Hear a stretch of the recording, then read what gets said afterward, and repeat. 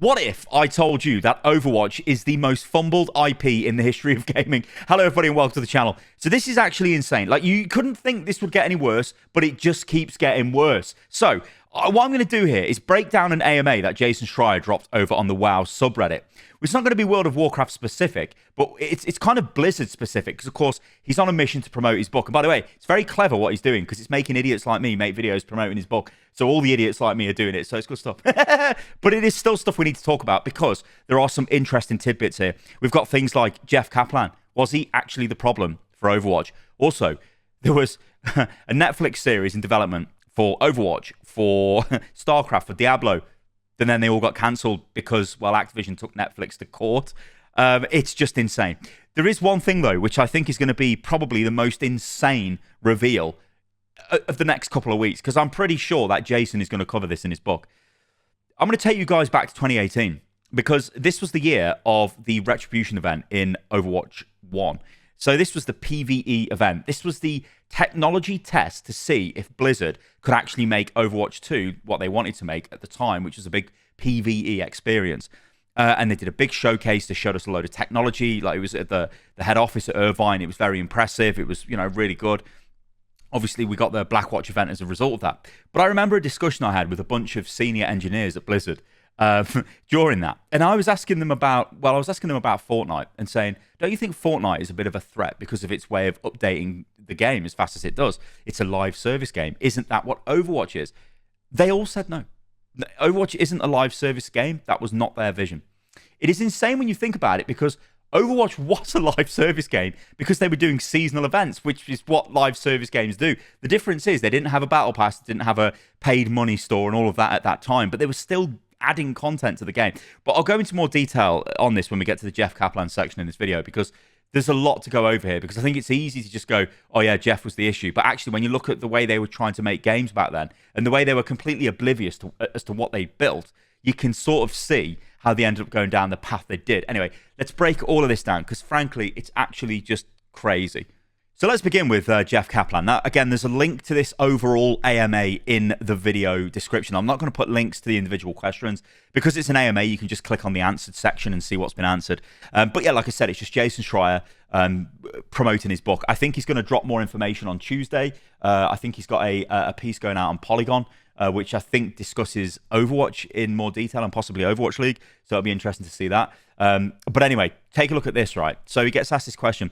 Hey, Jason, are you able to share any details about the string of high-profile departures from Team 4 before Overwatch 2 shipped, like Jeff Kaplan and Sonny Chaco? And if new leads like Aaron Keller and Jared Noose have more freedom post-acquisition, since I recall you mentioning that Bobby was breathing down their necks a lot during Overwatch 1. Also, for a WoW-focused question, do you know where the impetus to do a 3 expansion saga came from? It's a welcome change in my opinion, but Blizz has generally focused on self-contained stories that have some breadcrumbing and the expansion near the end. Before we read the response, though, I'm just going to explain to you some people behind the scenes, because I don't think people are generally aware of who these guys are. This is Chaco Sonny. So, and welcome to LinkedIn. I'm like a LinkedIn content creator these days. So Chaco was, if we go down here, you'll see what Chaco was. So he was the production director on Overwatch, and then he became the executive producer and vice president of Overwatch. Now, from what was explained to me, is Chaco was the guy who was trying to keep the original team's vision in check while Activision were trying to push them in a different direction. He was the guy that was keeping people like Jeff Kaplan and all the rest of them calm, keeping them not under control, but giving them an avenue to maybe vent to Chaco instead of going straight to Bobby and causing absolute disasters, right? So this guy was like the buffer. So the moment he would leave would be a problem. Now, what is interesting is if we look at the time of when Jeff left, so Jeff leaves in April of 2019, right? So of 2020, sorry, I should say. 2021, I should say. I'm getting really confused here. So Jeff leaves 2021. Let me just clarify that. So he's gone. This was his leaving note. I'm out of here. Goodbye. Now, this is Chaco when Chaco left. So Chaco leaves in September. of 2021. And as you can see here, Sonny himself announced his exit in recent company emails communications, as reported by Bloomberg. According to said communications, Sonny announced that he would be departing his role at Activision Blizzard on September the 24th, and Bloomberg shared the announcement was confirmed with an ActiBliz spokesperson. Now, Chaco, if we go back over to his profile, he's now the head of Netflix games. We haven't seen anything from Netflix yet, which is kind of interesting because Activision Blizzard has got a bit of a sordid history with Netflix, as we'll see a bit later in this video. But yeah, so Jeff leaves, Chaco leaves. That's basically it. The two guys that were running the show for what they wanted Overwatch to be, that old vision of whatever the game was going to end up being, was gone, was thrown out of the window and absolutely got rid of. Well, before I go into any more sort of conjecture on my part, let's just take a look. That's not the right one, is it? This is the one. Let's just go through what Jason says, and then we can react to this. So he says, yes, this is covered in the book, but here's the short version. Overwatch 1 was a huge success, and Bobby Kotick was thrilled about it. So thrilled, in fact, that he asked the board of directors to give Mike Morhaime a standing ovation during one meeting. But following Overwatch 1's release, Team 4 began to run into a bit of a problem. They had too much work to do. They had to simultaneously, one, keep making new stuff for Overwatch 1, which almost accidentally turned into a live service game. Two, work on Overwatch 2, which was Jeff Kaplan's baby and would have brought more players into the universe via PvE. And three, help out with the ever-growing Overwatch League. So Kotick's solution to this was to suggest that Team 4 hire more people, hundreds more people, like his Call of Duty factory, and to start the team to work on Overwatch 2 while the old team works in Overwatch 1, or vice versa. Kaplan and Chaco Sonny were resistant to this because they believe pretty strongly in the culture they built. More people can sometimes lead to more problems and less efficient development, and it led to all sorts of problems as the years went on. So, Jeff, Chaco, and the development team and all of this stuff. So, the first sort of thing, I think, which is, you have to look at their philosophy at the time, right? Which I'm not saying this is right. In fact, I think this is definitely wrong. And at the time, I was like almost pleading with them and like, guys, what are we doing? Why are we not updating Overwatch 1? I mean, I was the person that was first told, external to the company, and it's in one of my videos because I went over and interviewed Jeff Kaplan on campus. And it was like, he straight up said to me in 2019, this was just before COVID, this was, yeah, we're not making any more heroes. This is it. Echo's the last hero. Just deal with it. And I was like, what? Seriously? So I'm thinking, holy shit, it's going to be next year at BlizzCon. Overwatch 2 is going to launch, surely. But obviously, they were nowhere near anywhere with Overwatch 2. Now, on the topic of increasing the team size. Now, this has always been a very touchy point with certain people at Blizzard because look at the history of the people that were involved in World of Warcraft. Look how many people were on that team when that game was at the zenith of its power, right? It didn't have half the development size team it's got now. In fact, it's much larger now than it was then. So the argument was that those people involved at the time made magic. They don't need hundreds of people. They don't want to run essentially like a massive production line with hundreds and hundreds and hundreds of developers, maybe even thousands of developers working on stuff.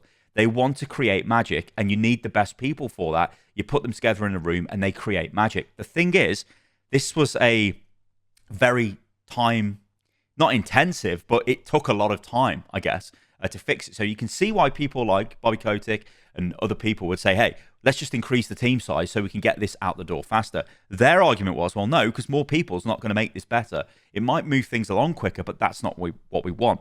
So the original vision of Overwatch, as we know now, was the crawl, walk, run, I should say. The crawl being Overwatch 1, the walk being Overwatch 2 PvE, and the run being a fully fledged MMO, essentially back to what Titan was, a massive Overwatch universe. Now, to achieve this, the development team, obviously this was headed by Jeff, did not give two shits about anything business related. They didn't care about keeping the player base engaged that they got, because their way of developing games was, we've made a game, it's done really well. Yes, we made these seasonal events, which was a live service, and we completely, and I mean completely, failed to capitalize on that. That is a major disaster. That's what wrecked the game, basically. But in their eyes, they're making Overwatch 2. It's better in every single way, right? Absolutely every single way. The PvP you've got now, which is Overwatch 1, you guys can keep that. But we're now going to give you a massive PvE expansion. We've got talents, we've got progression, we've got this whole world. We've got loads of stuff, right? That was their vision. And if you think about it, if it worked, which it was never going to work because they didn't have the team size, didn't have the sort of person power to get this done. But if it worked and they launched the game and it was twice the size of the launch of Overwatch 2, of Overwatch 1 rather, everyone would have been fine, even Bobby and the board. The problem was gaming was changing at this time. Overwatch 1 was a live service game. Apex Legends, live service game. You've got Fortnite, live service game. Then, of course, we started getting games like Valorant coming out, live service games. They kept their player base engaged while keeping the game developed. Now, I know, yeah, they got questionable monetization practices and whatever. So Overwatch was left in this scenario where the people that made Overwatch 1 and made billions of dollars for Activision were now sitting there going, no, we'll do it again, but we'll make even more money. Just believe in us. And they were like, okay, we'll believe in you. But the years are going by. We'll believe in you. We'll believe in you. And it's like getting more and more difficult to convince, those people, the higher up people, that this is going to actually work out. And of course, we end up with the mess that we've got now, completely terrible PvE experience, and then like a hyper monetized live service platform. But you've got to remember with Overwatch, the thing that keeps people engaged is the goddamn heroes. They are so unique, and it's just the game as that has basically been the backbone of the game throughout all of this bad shit that's gone on for years and years and years. Maybe we're coming to the end of that now. I don't know. We'll have to wait and see. But the other element here, which is the Overwatch League component, is, again, this, I'm sure this will come out in the book. Like, I know this is all like you're listening to me just mad rant about this, but you've got to understand I was around Overwatch very intimately for a very long time in my content career life, I guess. I hear things, I get told things, and I don't go and leak stuff, but you can start seeing now as time goes on things that happened. I was told, for example, when no one wanted Overwatch League, right? The devs didn't want that because they knew it was going to pressure them to work on that and to deliver features for it that they wanted to actually spend time delivering Overwatch 2. Because Overwatch 2 was meant to come online basically straight away. Overwatch launched 2016. The end of 2017, they're working on Overwatch 2. They're like, it's go time in Overwatch 2. We're going to make this, let's go. They don't want to be working on Overwatch League. That caused problems. So there was this thing, and again, I'm not going to leak sources or names or whatever, but there was this whole thing of you've got Team 4, but there was Team 4.5 or the Overwatch 2.0 team. It was basically a team inside of the team that would run Overwatch League. And I don't know how that came about. I don't have the full,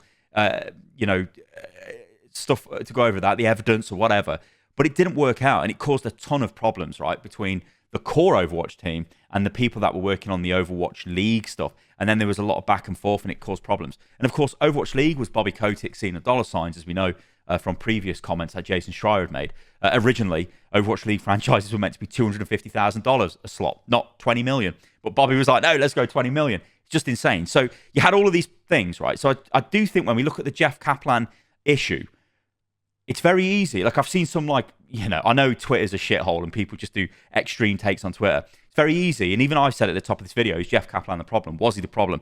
Throwing stuff out like that, it can seem easy now with the power of hindsight, because in the world of let's go for fully fledged live service games, and yeah, think about it this way. If you were going to develop Overwatch 2 now, right, like I'm talking right now, you've got Overwatch 1, what do? You go, right, we're going to take the talent from Overwatch 1 and we're going to put them in charge of a new team. We're going to start building that out. It might take a year or whatever, but we're going to build them out, make them really, their own unit and get them working on it while we're still delivering content to Overwatch 1. And that never happened. Or you might do it in slightly different ways. Like maybe you just move the old team to the new game, bring a new team on to the old game. But again, when you talk about Blizzard, and especially Blizzard of that era, Overwatch was their game. This was their game, right? This was the thing they have made. It is their child. It is their baby. They don't want you touching it. In the very, very early days, this is totally extreme, this as well, because Blizzard had a pretty sordid history with content creators, even going back to the days of people like Total Biscuit and things like that, back to the early World of Warcraft days. They honestly viewed content creators as leeches making money off their thing. They hated them for it. It was such a weird thing. It was totally crazy. And there were still elements of that in the Overwatch team, believe you fucking me. Anyway, so this is like an absolute... Overwatch, it was terrible. Was Jeff the problem? Like I said, if it all worked out, no, it didn't work out. So what? Was he the problem? They were resistant. They spent a lot of time fighting back and forth. They wanted to build something for us. And again, this is the thing as well. Right? I am going a bit of a rant here, but like the thing is with this entire scenario is you think about... It's like, oh my God, it's really hard to put yourself back into those years. So you go back into 2018, 2019. After you played if you were there playing Overwatch at the time, you played Retribution, you're like, holy shit, this is great. Do more of this. If this is their first attempt, they can definitely do more of this. It's going to be incredible, right? you're thinking PvE. You're thinking, what's next? Overwatch is going to be great. You're thinking, hey, we're going to get a Netflix series. We'll get onto that in a second. We're going to get this. We're going to get that. It's going to be absolutely friggin' awesome. That's the progression you're thinking. You're not thinking, let's just have more skins. Let's just add more game modes. Let's add new heroes. And let's just add a battle pass. That's not what you're thinking at that time as a player and also as the developer of the game. Yes, with the power of hindsight, we can go, actually, no, they should have still been developing Overwatch 1 and kept the momentum with that going and then hit us with this incredible expansion that would have been insane in its Overwatch 2 and we've lost our minds, right? They didn't know, did they? And it's a shit show. And now what we've got is them trying to play catch up to all the other successful live service games. But the difference is they've got a very strong IP that they own effectively. I know, obviously, Valorant own their IP, but you look at the Overwatch characters, they have got a lot more. I mean, I'm not going to put the character designs against each other, but like if you take a Tracer and a Jet, I know Jet's popular, I know Tracer's popular, but I'm pretty sure Tracer it would dominate Jet in any kind of, normal media, let's say, right? Same for most of the Overwatch heroes. People know who they are. It was that thing of the time when Overwatch came out where it was all like, hey, people on the street know who the Overwatch heroes are. Like, they've never even touched a game before, which is insane.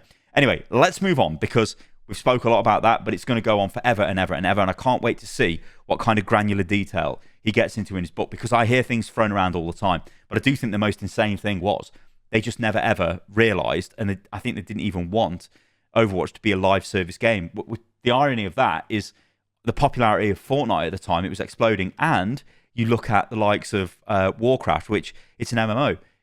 Essentially the original live service games that you actually had to pay monthly to play. So they should have been familiar with adding content to ongoing games. It's just very odd. Of course, this doesn't take into account the monetization of Overwatch, right? It wasn't a free-to-play game back in 2018, 19, back in the Overwatch 1 days, you had to buy the game.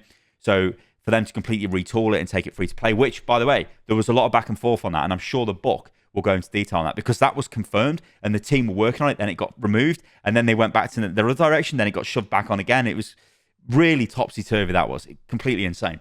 All right, let's move on anyway. Let's go and take a look at the... let's take a look at this because I'm sure you'll love it. So this is the Netflix issue. Now, we all know that Netflix reinvigorate. It's not just Netflix, like Amazon Prime series as well. You've got... was it Edge Runners, the Cyberpunk one? Was that on Amazon Prime? Or was it on Netflix? I think it was Amazon Prime, right? I don't know. But anyway, you basically have mainstream media attached to your game, and it will massively increase your player base. Amazon Fortnite, I know that for sure. That, not Fortnite, bloody Fallout. Yeah, that massively increased the player base of the game because you could look at and see the sales figures were insane. And especially on Steam, just tons of people were playing a game, and it doesn't even include Games Pass. So, I mean, that was just like insane. But anyway, he gets asked this question. Any insights into why Blizzard hasn't branched out into movies and TV and animation? Yeah, the 2016 Warcraft film happened, but it seems strange how the 20-plus years of WoW and even longer history of Blizzard's story-heavy IPs, they have been incredibly light and expanding from games. WoW books, short-lived comic series. Are they trying anything at all? And he says, the book reveals they had a series in development with Netflix for Starcraft, Overwatch, and Diablo, but, and then a link, right? So, what I want to show you guys is this. This is from 2020. And the funny thing is, I actually covered this in a video back then, and it doesn't seem like it was 4 years ago. Oh my God, I'm getting old. And it was, yeah, look, Diablo and Overwatch are both getting animated series based on them, and the Diablo series will be an anime-style show for Netflix, much like Castlevania, which is actually incredible, by the way, on Netflix. Go and watch that if you haven't.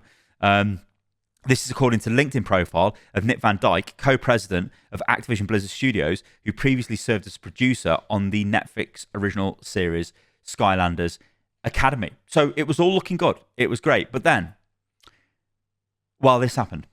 So in 2020, in December, Netflix sued again for poaching, this time by Activision Blizzard. So this completely, and I mean completely, torpedoed any deal they were ever going to have with Netflix to set up any kind of series. And this is, it's sad. I mean, I know Netflix isn't the only option here. It isn't just like you can only go to Netflix. They could have made their own series, and then they could have, I don't know. Well, could they have made it? I mean, look at Arcane, right? That's a good example from League, right? Arcane, just completely insane. Like, it was widely reviewed as one of the best animes there have been on Netflix, full stop. The second series of that is coming soon. We've got nothing from Overwatch. And again, this just leans back into the whole thing of what a mismanaged IP. You know, if you're looking at the characters in Overwatch, and one of their original visions for Overwatch was for it to be sort of like the Disney, the Marvel of the gaming world. That's what they were trying to replicate. And they kind of have, when you look at the heroes. But then they just haven't followed through with any kind of meaningful story. And there's just massive gaps in lore. And of course, the sad thing now, and I can tell you guys this categorically, I mean, it's totally obvious. PvE, sorry, not PvP, so player versus environment, is absolutely cancelled. That is not it. That's gone. That is gone completely from Overwatch 2. It's just not considered. The only lore you will get in the game now will be interactions in spawn between heroes, and you'll get the odd comic here and there. And I think there's a couple of books, maybe, that like short stories, I should say, that will come out. You will not get any kind of animated shorts or anything like that. If that happens, I'll be extremely shocked, because everything I've heard is like, nah, there's just no way that's going to happen. And it does. This kind of does feel, doesn't it? Like, have they missed a boat here? Right? Is it now too late to try and salvage Overwatch? I don't know. I still think the characters are really strong. I still think they could do something to really, have an impact again. They could have that moment sort of in the sunshine, so to speak. But yeah, it is. It's insane when you think about it. Like the sheer level of the screw ups are insane. All right, what we're going to do now is we're going to move a bit away from Overwatch. There will be some Overwatch here and there, but we're going to go through a bunch of responses that Jason made. Some of these are insane revelations, and I was shocked reading these. I was like, holy shit, what is going on? So we're just gonna start here. Let's do it. So over we go. So this is it true the single mount in WoW earned more money than Starcraft 2? And this, because is it Pirate Software, I think it is, who was an ex Blizzard dev who's now a content creator. All I ever see is thousands of shorts with him. But yeah, I think he said that the Starcraft amount in World of Warcraft made more money than Starcraft 2. So Jason kind of jumps into this and he says, revenue no chance, but profit maybe. And this, remember what I said, guys, about recolored skins, because they make a lot of profit. Maybe not as much revenue as like a legendary skin, but they make a lot of profit because they're dead easy to make. It doesn't cost you anything to make. So using made up numbers, if StarCraft 2 cost 10 million to make and brought in a revenue of 15 million, while the mount cost 1,000 to make and brought in a revenue of 6 million, the mount made more profit than StarCraft 2. But I don't know. There are all sorts of funky accounting tricks that these companies use to determine stuff like this. The idea of a single mount making more money than StarCraft 2 does seem like an urban legend, especially given that StarCraft 2 had 3 different expansions and then went free to play.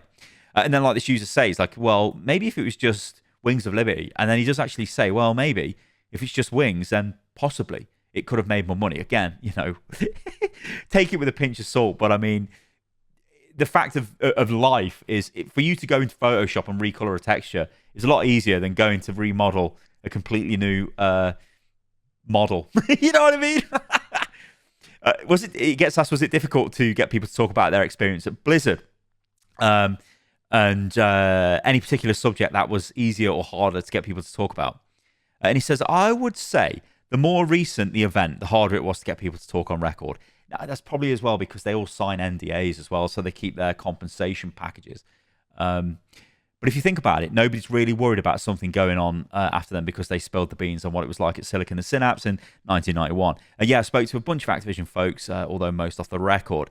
And then this is where things get crazy. So what was the biggest shock you learned about the company you didn't expect to hear? He says, oh my God, there's so many. The fact that Blizzard was briefly owned by a company called Sedant, which was investigated by the SEC, so the Securities and Exchange Commission, but basically the stock market police, I believe. Financial police in America, for massive fraud, and whose CEO eventually went to jail, prosecuted naturally by Chris Christie. There were the sex parties. What? There was the time they got banned from a hotel, and there was the Lennon-McCarthy-esque feud between Chris Metzen and Rob Pardo, and so much more. Like, what?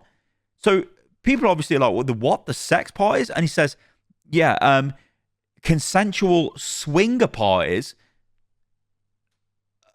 among Blizzard staff. Now, I mean, if you're into it, fair enough, but it's not about that. It's not about that. It's about the impact on a workplace. Like, what the fuck? Can you imagine working somewhere where that's going on? The relationships would be insane. I always got the impression whenever I went to Blizzard, it was like, not like, well, I can't even explain this. It was like an old boys club. It was like a youth center. It was like a, hey man, we all just get here and we're all great at what we do, and boof, we just kind of get on with things and everything's great. It never really seemed like a structured company, which was kind of odd, right? But this kind of shit, like, what the fuck? This is crazy. Like, we need more info on this. I mean, he just dropped this and then on his way he's gone. I think there might be some other responses in here I noticed. Yeah, people asking him about it. You know, he's like, yeah, it's consensual. But holy shit, that would be an insane workplace. Because imagine if you're someone that takes part in that, and so does the boss, and then you start getting promoted, and then things start happening, and then everything's great. You know what I'm saying? Yet somebody who should be getting promoted, or, you know, having limelight shine on them, doesn't go to your crazy sex parties at the weekend, so they're not getting it. What? You know what I mean? Fucking mental. Anyway, could you share more details about the Pardo-Metzen feud? I'm interested about this because I don't know anything about this. This sounds huge for two of the bigger names at the company. So he says lots of this on the book, but yeah, the two of them did not get along.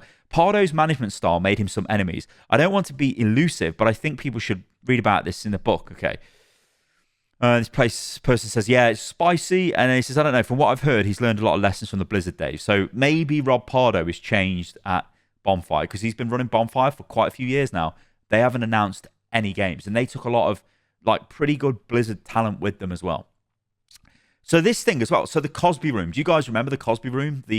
Where I had a bunch of devs on a bed holding up a picture of Bill Cosby. Now, he clears this up because this was kind of speculated around at the time. But obviously, with all the sexual misconduct going on at Blizzard, all of these apparent like crazy parties that were going on at hotels in and around BlizzCon, and all of this stuff, people were like, and I think I was included, going like, these guys, what the hell are they doing? This is actually terrible. Because obviously, Bill Cosby is, Google him.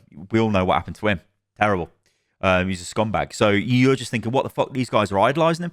But he says this. The book actually dives into that and tells a story about how misreporting about the Cosby suite cost people their jobs. Short version, it's not what you think. It was named after a carpet that looked like Bill Cosby's sweater. And the infamous photo that circulated from the suite was taken in 2013, a year before the allegations about Cosby were widely known. So it was done before people knew Cosby was a bastard. So they're still thinking he's like, you know, happy-go-lucky chap or whatever the hell he was viewed as before then. And yeah, they were just kind of joking about it. And it was kind of unfortunate what happened to them.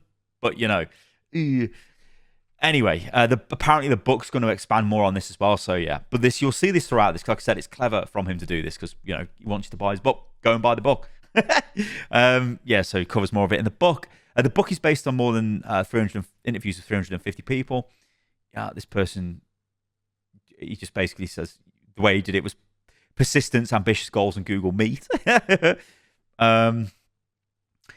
This user here says, in your new book, you mentioned Mike Morhaime resigned as CEO because he was tired of fighting back against Bobby Kotick for control of Blizzard, essentially, particularly after Project Titan was cancelled. Chris Metzen stated he had developed several health issues following the cancellation of Project Titan and the development of Overwatch, but has since returned to lead the creative direction, of Warcraft franchise several months ago, which happened to be after Bobby Kotick had since left the company. Did Metzen and Kotick ever clash in a similar way that Morhaime and Kotick did? And was that a factor for his decision to resign? Likewise, did the departure of Kotick, was it enough motivation for Metzen to resign? He says, I don't believe so, but Metzen and Pardo sure did. So this Metzen and Pardo thing must be insane. Because remember, obviously I'm more Overwatch slanted when it comes to Blizzard games, but Metzen, you know, he was like the guy behind the early story of Overwatch. You know, he was involved in creating it. I mean, he's the voice of Bastion in the game, which is like, you know, if you didn't know that, he is. Yeah, so this comment we've gone over with Jeff Kaplan, so we'll keep going through. This actually here, so this is another Jason, was the lead of Overwatch League Season 1 and maybe Season 2, I think, as well. I'm not sure. I don't think he was Season 3, but the lead producer, I think, was his title. Was just in charge, basically, of the show. An industry veteran, knows what he's doing. The best there was. Yeah, if you look at this comment, it's insane. So he says, Overwatch League took up so much dev time, I would get texts from devs during games about camera switches. I kept thinking, don't you have your own job to do? And Jason says, amazing, because obviously he knows who this is.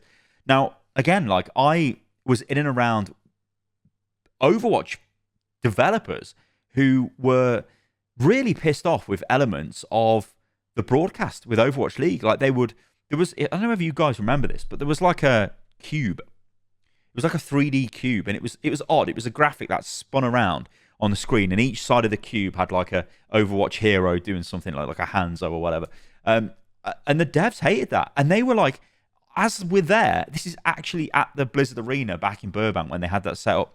They are like making calls to get it changed as the show is live. It is like, it's levels of overreach that are insane. But I think, again, that just stems from it was their thing. Like, we made this, we look after this, we know everything about this, we control everything.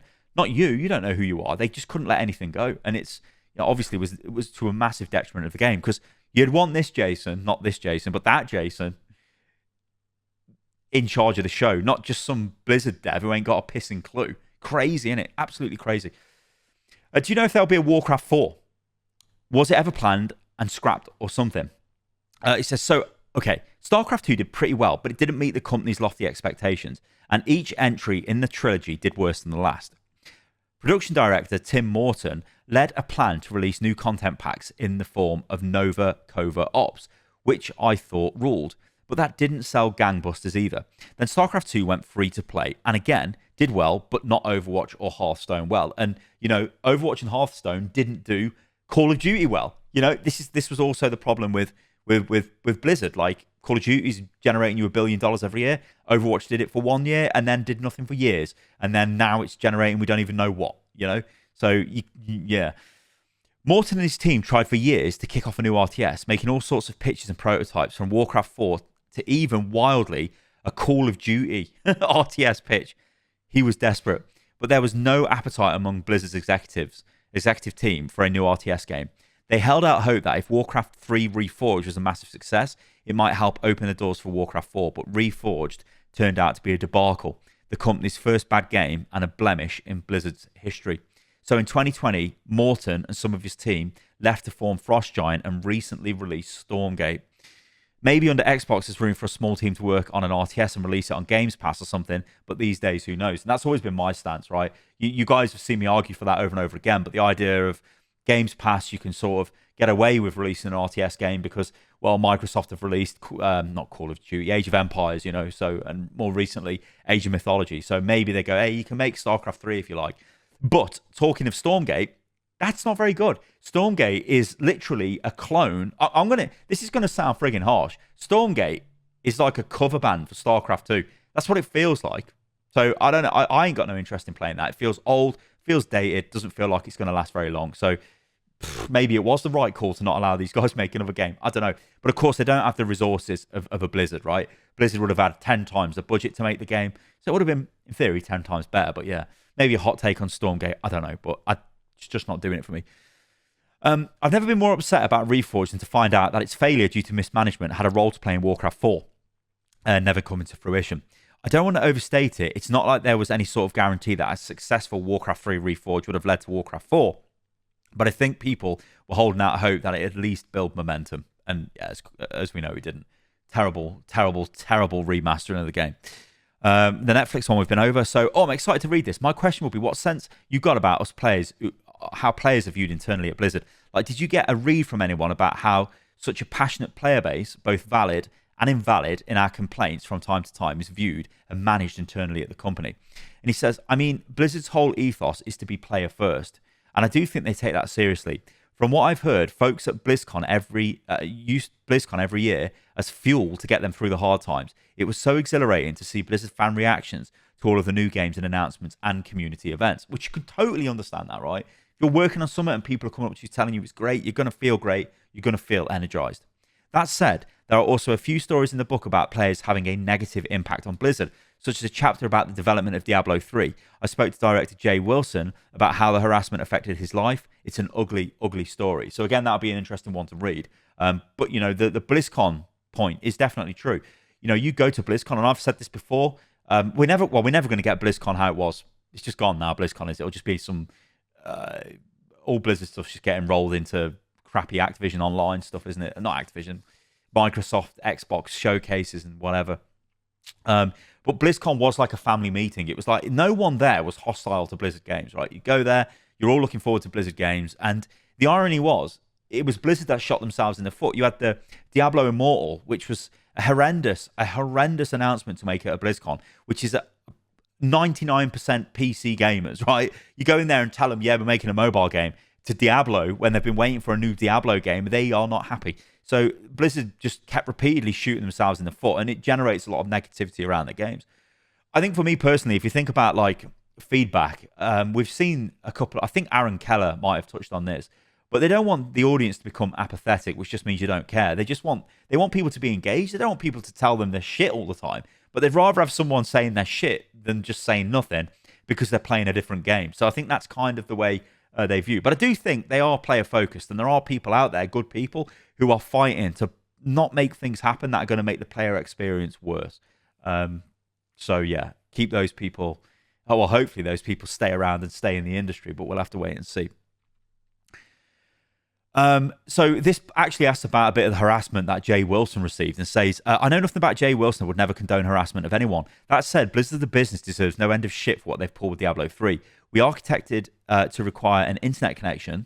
This was a lie. When the console version suddenly no longer required a connection. In reality, they just wanted a more captive customers. Yeah. Real money auction house. This is pure evil greed. Like how some car companies think it's okay to charge blah, blah, blah, blah, blah. Okay.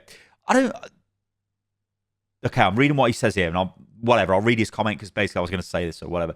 But yeah, he says he can't comment on one, but the purpose of the auction house was to create a safer place to buy items since D1 and D2 was so rampant with scams. This is true, right? It wasn't actually, this is again, it's like one of those things with optics. Back in the day with Diablo 2, right? If you wanted gear, you could just go and buy it, right? Off like illicit, dodgy websites. You pay money, someone logs into your game, gives you your gear, and off you go. Now, Blizzard knew this was going on, so they were like, how can we make this better? Well, actually, if we put our own system in the game, like a paid-for money auction house, which does the same thing, we know players already do this, so yeah, it'll be safe for them. Problem is, it ruined the game, didn't it? Because the game's about collecting loot, right? And also, it was pure greed. But I don't think they meant it as that. It was just completely, they missed their target and they got battered for it, and rightfully so. Because this is the other thing as well. If something is shit, we shouldn't just sit here and go, oh, wow, gee whiz, it's great. You tell them it's shit. You know what I mean? But that means you still care. So Blizzard have still got to love it. Do you talk about Lord of Clans in the book? I don't know what that is. I think Lord of Clans is a WoW story, I think, or something to do with WoW lore. He says he does talk about it, though. Fun fact, they brought in the legendary adventure game designer, Steve Mertesky, I'm crap with names, to help salvage the project, flying him out to Irvine for a week so he could brainstorm ideas, but it was too little too late. At any given time, about how many unannounced or unknown games are you personally aware of, only including prominent ones that you would probably remember? Not nearly as many as you assume. I am way more interested in focusing on stories, things people won't just find out about in a few months or years, which is fair enough. Like, you know, you do have to give it Jason. He is probably the only solid journalist in this gaming space. It's probably harsh to say it. There are other journalists that do good work, but like, he consistently does good work that's backed up and it's got good sources and it is engaging work. I mean, hell, we've spent ages talking about his stuff recently, and I'm sure we will in future videos as more stuff comes out. So yeah, that's about his old book. So kind of interesting here, right? So this is one of the reasons why Overwatch got a new vice president from vice president executive producer from Riot. So as it seems quite related to your book, which I've pre-ordered, patch 9.1.5 was released shortly after the Blizzard sexual harassment scandals came to light and featured a wide assortment of sudden changes. Multiple voice, joke, and flirt lines were removed. In-game artwork that was vaguely sexual in deception was edited. The infamous painting of a woman laid on her side turned into a bowl of fruit painting, along with various other strings of dialogue changed throughout the game. Was this a knee-jerk reaction from Blizzard higher-ups, desperate to ensure that nothing within the game could be sued against them? Or did this reflect elements of the game the WoW dev team have been uncomfortable with for some time and finally had the autonomy to alter? So, he says, wow, I had no idea. I remember this, actually. But anyway, I will ask a couple of folks about this if I get a chance. But knowing what I know about how Blizzard functions, I assume those decisions were made by on a Team 2 level, not a Blizzard C-suite level. So not the Blizzard directors, but on the Team 2 level, so the WoW team. Executive producers and, after a recent reorg, general managers have a lot of power in the company to make calls about their games and their team's resources. So this think about it this way, right? I was always thinking, like, when I looked at the changes for Overwatch 2, Aaron Keller as game director makes sense. He's been around since the early days of Overwatch. He loves Overwatch, well, since Titan, since Warcraft as well. But he wants Overwatch to be a good game, right? He's there to sort of, design levels, lead the vision, do that kind of thing. But then they bring on board an executive producer from Riot, Jared Nuss. And I was like, why would you come to Blizzard? It's got to be money, right? It's got to be some outrageous package of compensation. I don't know what was going on at Riot at the time. Maybe he was on his way out or whatever. But when you read stuff like this, and it's like, no, actually, suddenly executive producers have got control over what's going to happen in their game. They're not answering to people. They're running the show with the general manager. And, you can suddenly think, well, okay, you've got a lot more power. Maybe that's enough to bring people over. And again, this is most likely why we've seen people like Jared Nuss giving the news about PvE being cancelled and all of that kind of stuff, because they were in charge of the game. They had to do it. And just the way it goes, I suppose. But I'm sure they've got nice compensation. And in fact, probably after Blizzard got sold to Activision, they got very nice compensation, because if they had a load of vested stock options, that probably just vested the moment the company were bought out, I reckon. Anyway, who knows? All that kind of corporate stuff just goes over my head. I've never worked or lived in that world, so frankly, I don't give a shit. I only care about games, but whatever. I think we're basically getting towards the end of this now. Somebody asking about a Bloodborne remaster. I mean, you can see you guys can't see it, but there's a lot to go. But I don't want to just be here for hours now breaking all of this down, because there's a lot of stuff that's just out of left field. We'll do a few more, and then I think we'll move on. So, the question about WoW Classic, I don't think we're too fussed about that. We'll move on from the WoW Classic one. Again, there's a link to all this in the description below. WoW Classic was the whole, you don't want it, but actually we did want it and all that stuff. Kurt Schilling, now that's a bloody name I ain't heard for a long time. I used to play EverQuest 2, and Kurt Schilling and 38 Studios, they had Kurt Schilling, I think he was a baseball player, right? He was on the docks in, where was it? It wasn't Freeport. It was somewhere, I can't remember where it was. He was on the docks anyway by one of the travel bells. It was very odd, because just a baseball guy there in the fantasy world. I don't know what that was about, but anyway, I think he tried to invest in Sony Online Entertainment, maybe. I'm not sure. A bit on Heroes of the Storm. He says there's a whole chapter on it, so come back and read the book. But yeah, it wasn't making enough money, which isn't a surprise. It was way too late. And it's funny, because they could have had the MOBA industry, but they just totally missed it. He says, hi, Jason, I love your work. In your book about the part where one of the executives was disappointed on how Overwatch 1 was not charging for maps and characters, will your book discuss how Overwatch 2 came to be from the result of all executive meddling?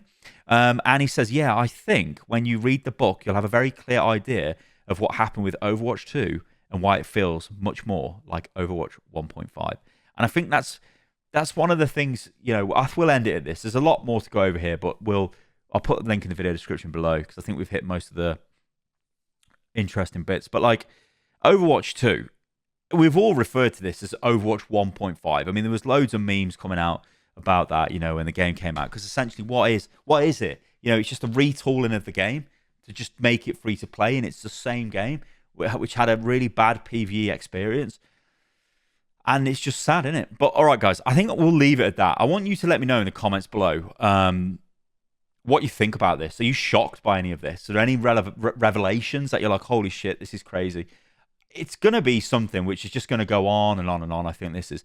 As I say, when we get the book, I'm sure there'll be more stuff coming out from that. I am expecting, like I said, on Tuesday, if you guys are watching this video today, it's the 30th of September.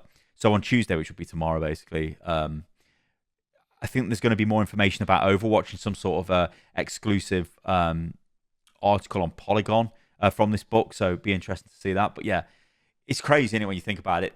There should have been Netflix series for Blizzard games, but Blizzard fucked it. There should have been an Overwatch 2, but Blizzard fucked it. There should have been Heroes of the Storm, but that was successful, but Blizzard fucked it. It's like, just goes on and on and on and on. I mean, there's other things like I've kind of got here. It's going to be a bit disjointed showing this off, but whatever. I'll just show it off because why not? This is another person as well, right? So Ray Grisco, was he had a position at Blizzard which doesn't exist anymore. So he's the chief development officer. Now, if you read this, he oversaw every game. All the game directors reported to him. He was the man who was running the games at Blizzard, right? Well, he went in 2020, but I think that the writing was on the wall long before that. And then he is now working for Walt Disney, senior vice president at Walt Disney, head of product development. So I'm sure, me going on about compensation, I'm sure he's got a good package there. But like, this was another guy that was integral to Overwatch back in the early days. Him, Chaco, Jeff, those guys, they were the sort of running the show sort of thing. But as we've now learned, this doesn't really exist anymore, this position, because, well, the executive producers have got more control over their specific game, and so do the general managers of those games as well, which is making them more independent units, I guess, rather than reporting to the whole.